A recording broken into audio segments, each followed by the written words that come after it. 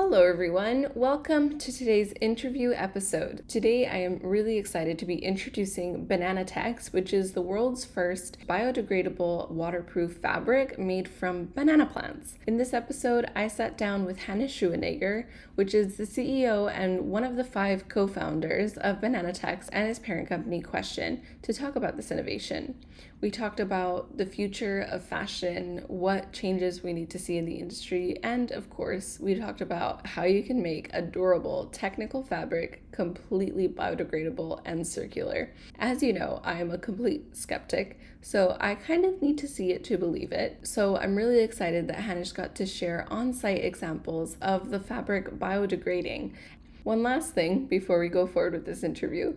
If you enjoy these episodes or you want to support the work that we're doing to advocate for transparency, circularity, innovation, and social change, it would mean a lot if you can contribute whatever you can to support our work on our website. I will leave all of the links in the show notes, and if a monetary contribution isn't something that you're capable of doing, that's totally fine. We would love it if you could share our work, tag us, and really just keep the momentum going. All right, with that said, let's dive into this interview. Thank you so much, Hannes, for taking the time to join me on the podcast. I would love it if you could maybe share a little bit about yourself and a little bit about your role at Question and Bananatex before we even get started on the episode. Of course, I'm happy to do so. Thanks for inviting us. My name is Hannes Schuenegger. I'm one of the co-founders and currently the CEO of Question, which is a Swiss-based bag brand, as well as Bananatex, which is a spin-off company and a Swiss-based material innovation company. That's so awesome. I heard about Bananatex from one of my brand clients, and they said just how amazing it was. So I can't wait to dig in and start talking about Bananatex and the benefits and innovation that this fiber can bring to the market. But before I do, I wanted to ask a few generalized questions. So the first one I wanted to ask is, what do you believe is one of the biggest challenges we need to eradicate completely in fashion? It's a big one. Yeah, it's a big one. I think it's 3 things. One, policy making needs to be changed drastically, meaning there needs to be clear rules in regards to greenwashing, in regards to real costs, which means CO2 taxes, in regards to the real cost of virgin plastic, which is not taken into account. So all of that needs to be regulated much more strictly and clearly by policymakers. This is one. And 2, I think, is the behavior of consumers, the notion of how much do I need, what do I need, and the fast fashion, culture needs to change. And I think many people know that and maybe already started this process. And 3, I think innovation will play a big role in the future of fashion and textile industries, meaning new fibers, new startups that take care of mycelium innovation or proteins or enzymes that are used to create new materials. And in that particular area, I think nature will play the biggest role in being the source that already has almost everything that we need. We only need to understand that and explore it and use it. That's awesome. I wanted to ask a follow-up about the regulation side, because I'm really passionate about that. Do you think there should be fines for people who do not follow regulation? And if so, how big? Well, I'm not a politician, but I think we all agree that it's not fair to put a major portion of the costs onto everyone, whereas profits are made by a few.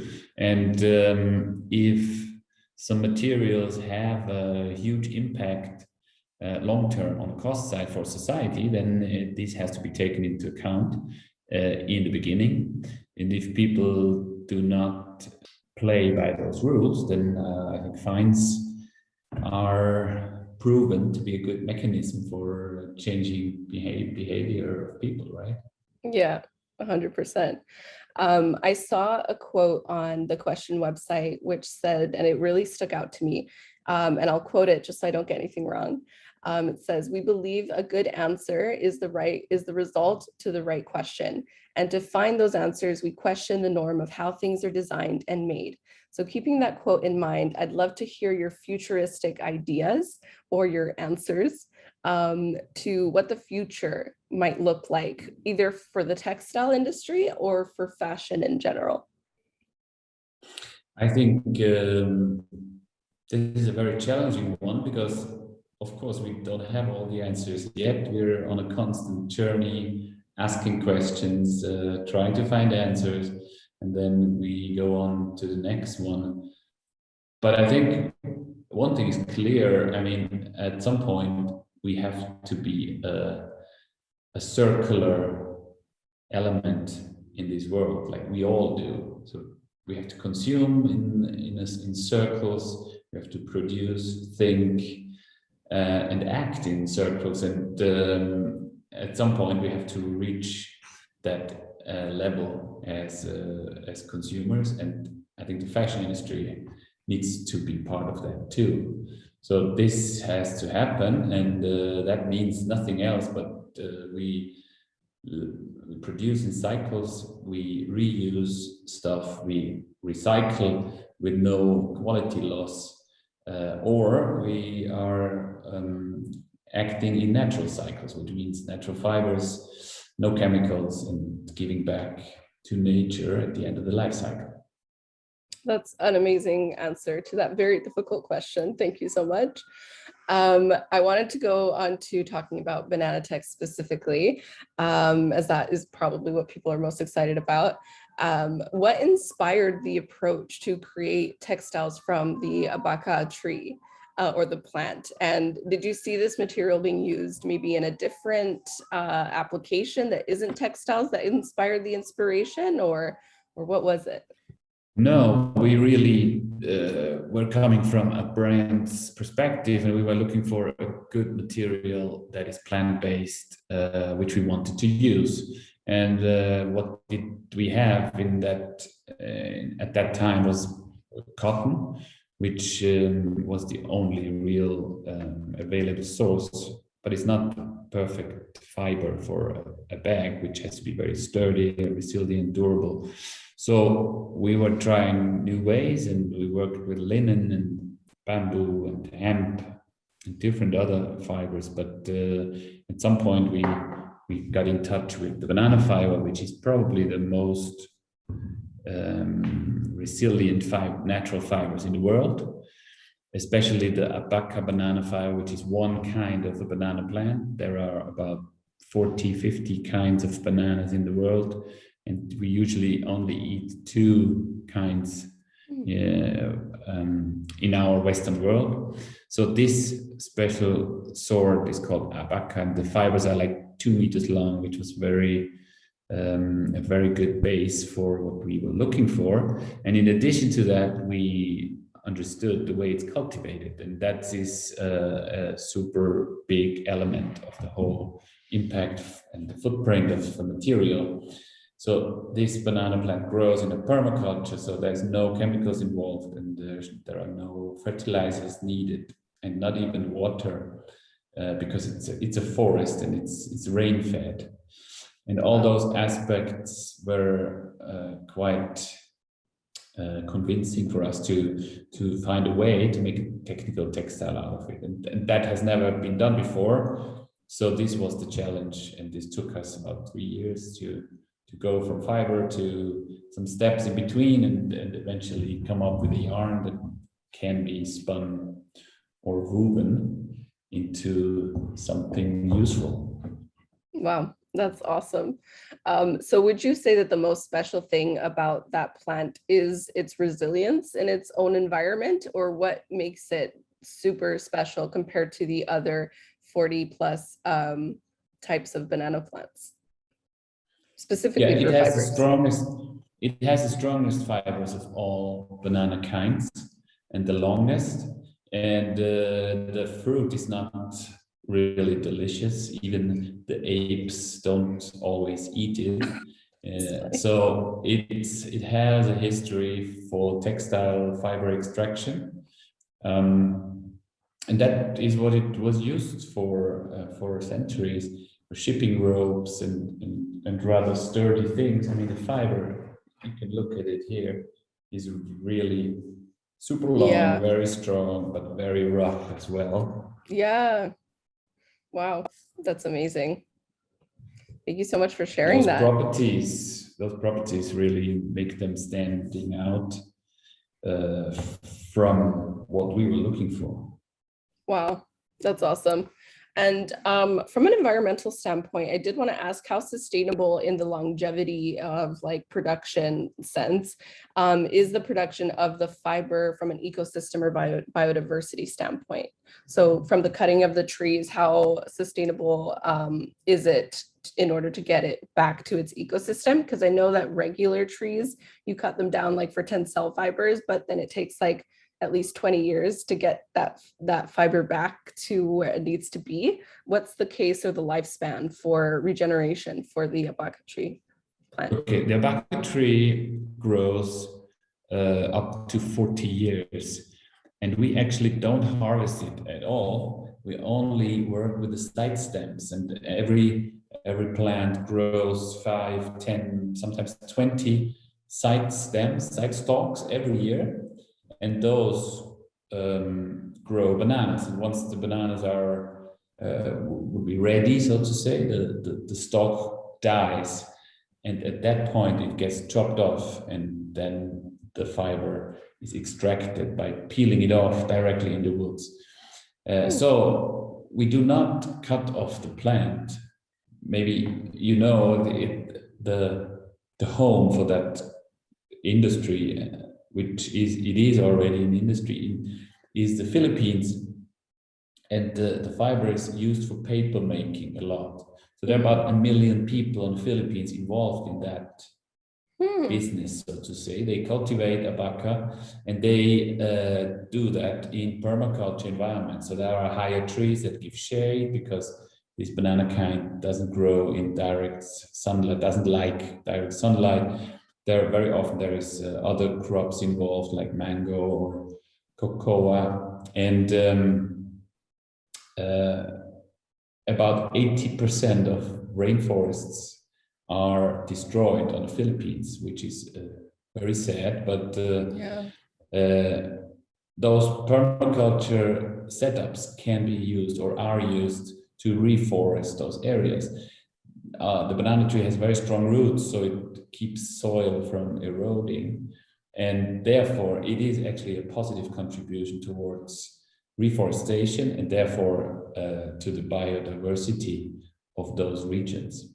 Wow, I did not know that. That's incredible. So it's basically like, for those who are watching, it's kind of like, you know, this plant that I've got in my background. It's kind of like one of those stems that has the leaf. That's what's cut down, not the actual plant itself. I am not sure if you have a banana plant Oh behind no, this one's a you. fig, but it's kind of like just Okay. like, yeah, as an example for those who are watching. Yes. Yeah. Yes, that's how it's made. We actually have put together a small documentary on our website, where you can see how the setup in those agroforestry environments is, and how the fiber is extracted. So we took a team and a filming team to the Philippines, and we tried to show how it's going, because it's quite a complex story, actually. Yeah. And therefore we thought it's super interesting and important to tell the story the way it is and make it transparent too. Yeah, that's actually what inspired me to reach out was that video, because not a lot of brands or fabric producers have that level of transparency all along the way. And I'll have it in the show notes for people who want to check it out. It's really an inspiring video, I would say. And all the ones that you guys have on your website are really engaging, which is really nice. The filmography is amazing. Thank you. I will forward the nice feedback to our design and our teams that are like behind all those productions and Yes. concepts. Yes, please do. I love it when we can do that for the people that we work with. I wanted to talk about the biodegradability of the final product. So in order for example, a Bananatex bag or a product to biodegrade, what are the logistics for a customer to actually biodegrade this product? And it would be great if you could answer this question on a global scale. So if I'm a customer in North America and I bought this bag and it's kind of come to the end of its life, I can't repair it anymore. How do I biodegrade it? And also from someone in Europe as well. So the way the bags are designed is it's quite easy to remove the metal parts and the zipper, and everything that remains is actually fabric, because even the webbings in our case are made with Bananatex fabric. Mm-hmm. And we have tested different things. You can put it into your kitchen compost actually, and it will degrade in, let's say, 6 weeks, 8 weeks, something like that. We're doing our own tests here. If you want, I can show you. Yes, that would be awesome. Okay, so this is amazing. For those of you joining on YouTube, or if you're joining on Spotify, definitely come back to YouTube so you can see the testing that Hannes is showing us. So we have buried strips of Bananatex in our plant pots, and we were trying to see how much of it degrades in which time.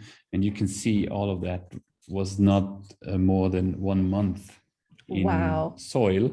The initial length was like that, and most of it is gone entirely.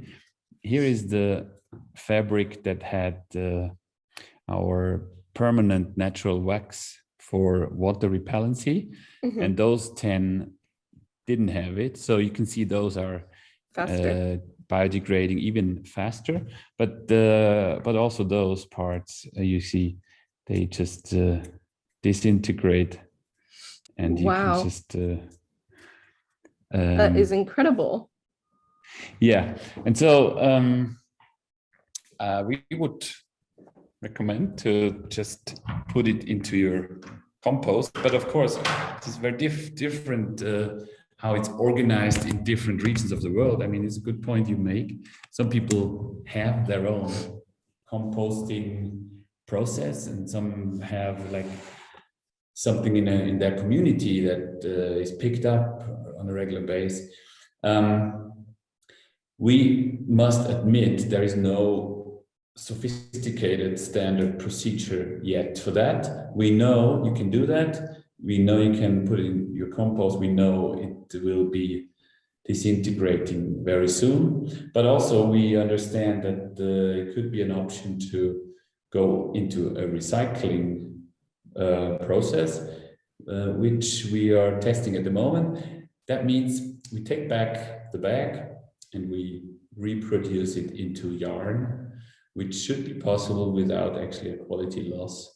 And then you could weave it back into fabric. Because maybe I didn't fully explain that, but the fiber is further processed by cooking it into pulp sheets. Mm-hmm. They look like this. So it's a paper making process, and from that paper is made, and it's slit into strips, and the strips are twisted into the yarn.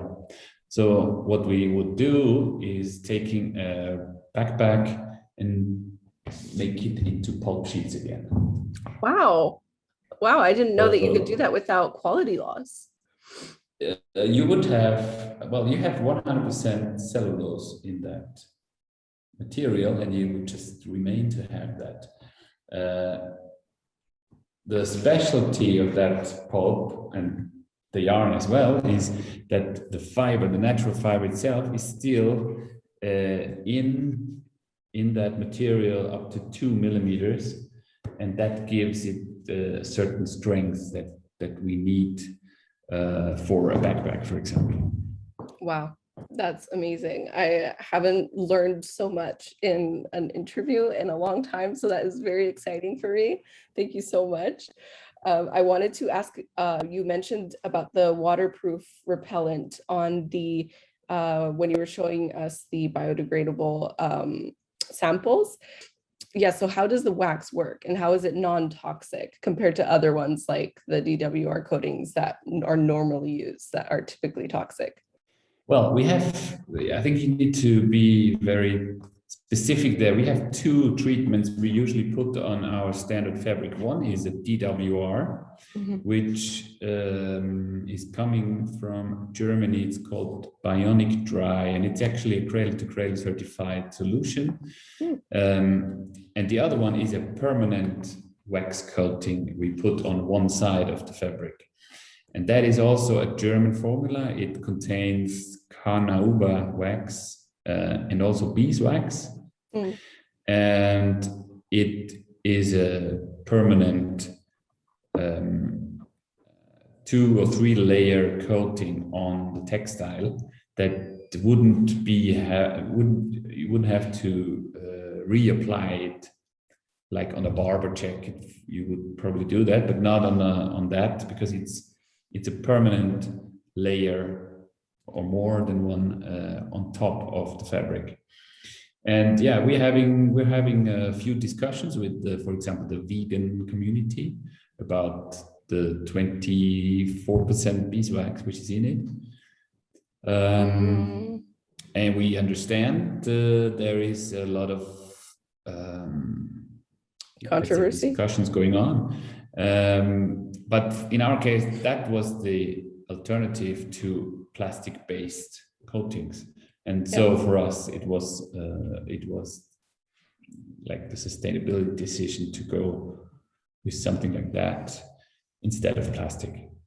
Yeah, I totally see that. And as a vegan myself, I still see that point of view of, yes, protect the bees, but also the alternative, if we don't use that, at least right now, is way worse. So personally, even though I myself have been a vegan for 6 years, I would still go for the beeswax alternative because I know the impact that plastic-based products or coatings have, and not only from like the extraction point of view, but also the way that they're processed and the human impact that has as well on the people who have to process those chemicals and make it functional. So yeah, I can definitely see how that can be a cause for controversy, but it's our solution right now. When we're talking about the fiber itself, is this fiber available to any brand? And if so, is it available to any brand internationally, or is it just for Question? No, well, our goal is to cause positive change. So that is really the ultimate motivation for us to do what we do. So we announced quite early on that we're happy to share this innovation with other brands, and we thought there will be like maybe a few accessory brands who come up and want to try it, but in fact we received an overwhelming amount of requests from all sorts of industries and brands who wanted to see and test the material, and it was so overwhelming that we decided to create a known company that can only focus on that. Also developing it further. I mean, we're only at the beginning. We started knitting, we started jacquard weaving. There's so many options with dyeing and finishing and different constructions and weights and yarn counts and so on. So all of that is a whole new universe for us. And we started sharing it, and we see a lot of different projects coming to life. You can already buy furniture with Bananatex, and shoes you can also get in the market. We work with automotive, fashion, obviously, and many others. Wow, that's incredible. That's fun. Yeah, that sounds like a lot of fun. I would love to just be in a lab, just watching all of these testings going on. Like that would be so cool.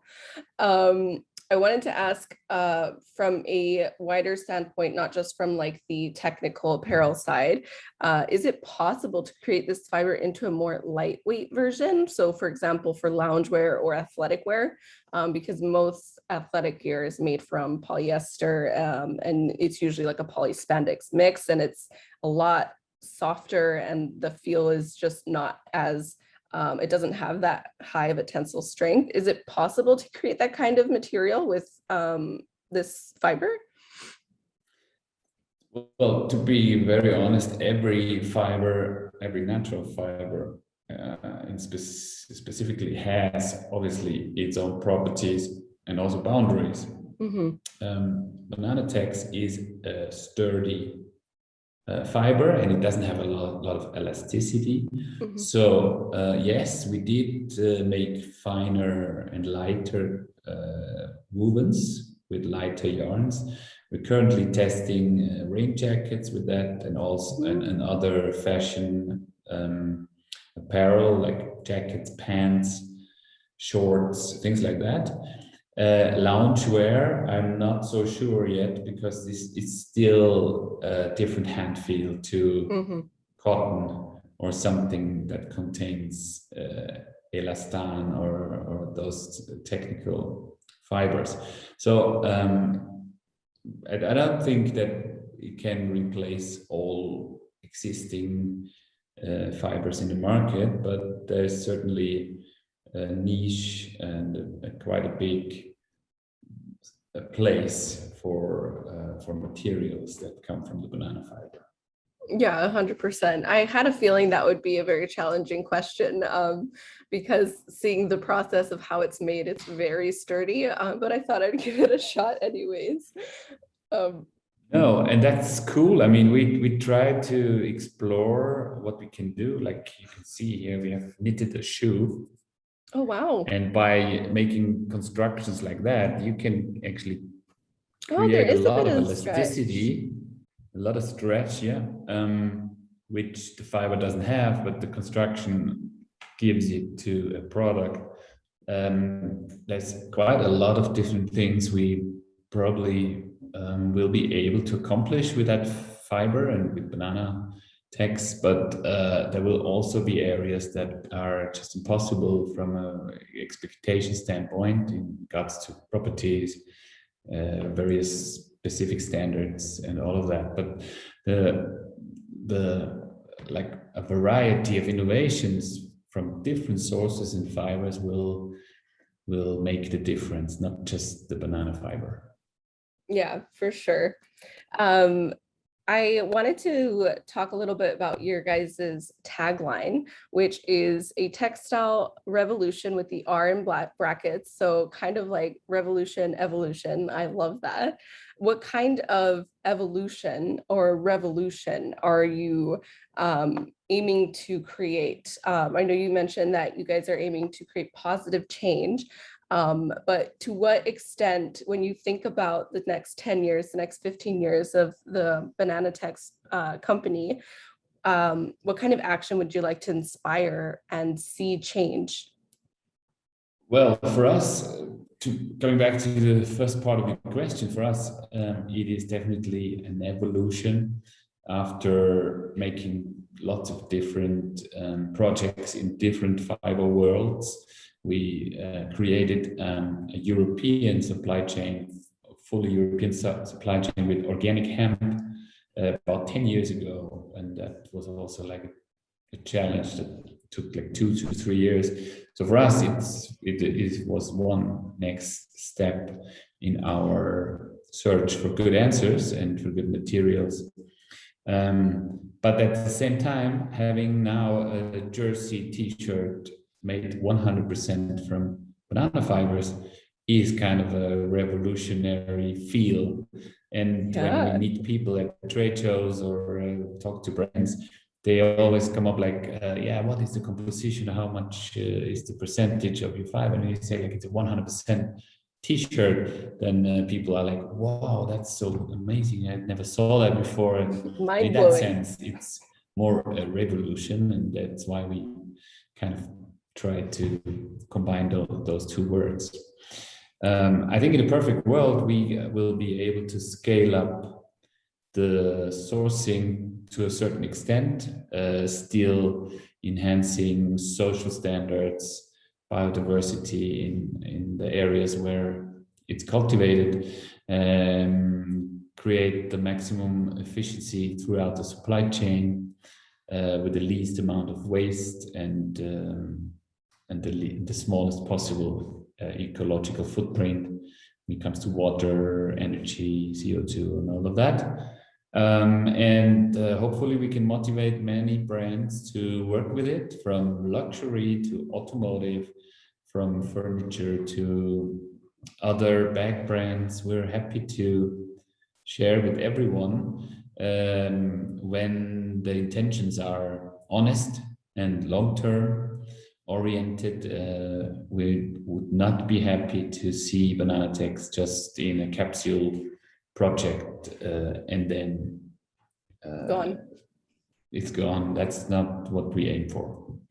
That's amazing. I had a different question, but you ended it very well. So I think I'm going to end it right there. Before we go, though, I would love to see if you could tell the audience, either the brands that are listening, how can they get involved with Bananatex? And for the individuals that are listening, how can they get involved with the brand question? Sure. So Bananatex, we have created a website with all the information. It's bananatex.info. You can get in touch with our team through that official form on the website. We also have the hello@bananatex.info email address. So it should be easy to get in touch with us. It usually takes a few days until we come back, but we will. And for question, I mean, the bag brand, we're having our own sales channels. We have a few flagship stores, our own e-commerce. It's question.com, but the brand is written differently. So it's qwstion.com.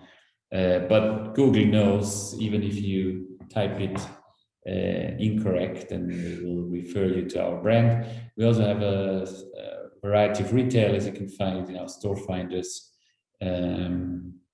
Yeah, just get in touch. We're always happy to share and tell our story. Well, thank you so much for quite the inspiring episode. Honestly, I feel I've worked a lot in the fashion sustainability and the policy and the business side a lot, but my passion comes from, you know, creating and textiles and design, and I feel like this conversation really inspired that. So I really thank you for sharing what you guys are doing and the change that you're making in the fashion industry. It's really important. And yeah, I want to thank you again for joining. It was so great having you on the podcast. Thanks for inviting us. And all the best.